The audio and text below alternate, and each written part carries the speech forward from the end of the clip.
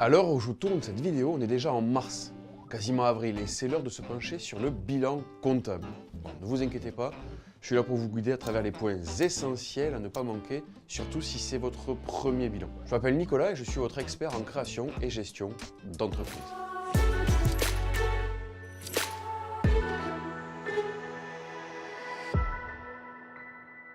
Premier point primordial dans l'élaboration de votre bilan, réduire la base imposable. Il faut que vous le sachiez, travailler sur votre bilan, c'est l'occasion de réduire votre base imposable de votre société. On ne peut pas vraiment influencer le chiffre d'affaires, en tout cas très peu, mais on peut jouer sur les charges.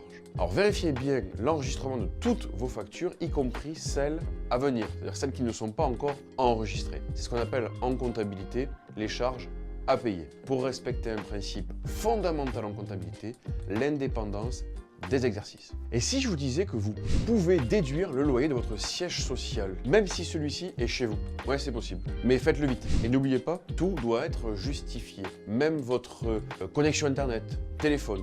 Et si vous utilisez votre véhicule personnel pour le travail, pensez aux ICA, aux indemnités kilométriques. C'est un super moyen de réduire votre base imposable et même dans certains cas, de compléter un petit peu vos revenus. Autre point, avez-vous déjà pensé à toutes les dépenses professionnelles que vous payez avec votre carte bleue personnelle? Les notes de frais doivent être réglées avant la clôture du bilan. Cela peut sembler complexe, mais avec une bonne organisation, c'est un jeu d'enfant. Un petit fichier Excel, un Google Sheets, même une note sur le téléphone peut grandement simplifier la gestion de vos notes de frais. Pensez à quelques vérifications essentielles. S'assurer que la TVA est bien déclarée et que toutes les opérations sont correctement catégorisées, c'est fondamental pour votre comptable. Et bien sûr, gardez tous vos justificatifs, même les petites dépenses.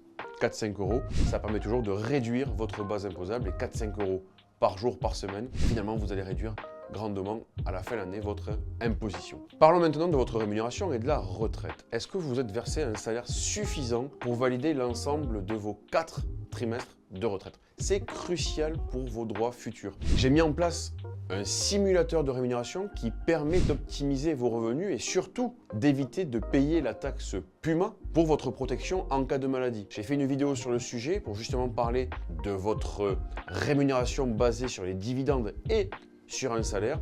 Attention, une rémunération uniquement basée sur les dividendes pourrait donner droit à cette taxe PUMA. Alors, puisqu'on parle de minimiser la base imposable et que votre objectif, c'est de réduire dans la légalité votre base imposable pour réduire votre impôt, est-ce que vous savez qu'en dépassant un certain seuil, on peut payer plus d'impôts sur le revenu? J'ai fait une vidéo spécifique sur le sujet. Jusqu'à 42 500 € de résultats avant impôt, vous payerez 15%. Au-delà de 42 500 €, vous serez imposé à 25% sur votre base imposable. Petite précision toutefois, c'est un calcul par tranche, comme le calcul de votre impôt sur le revenu.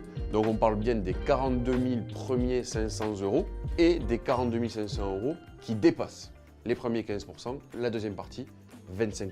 Petit point pour terminer, j'ai fait une vidéo sur le sujet concernant les chèques emploi service universel, les CESU, qui sont préfinancés par l'employeur, ou même les chèques vacances, si vous avez des employés ou pas, dans certains cas, vous pouvez en bénéficier.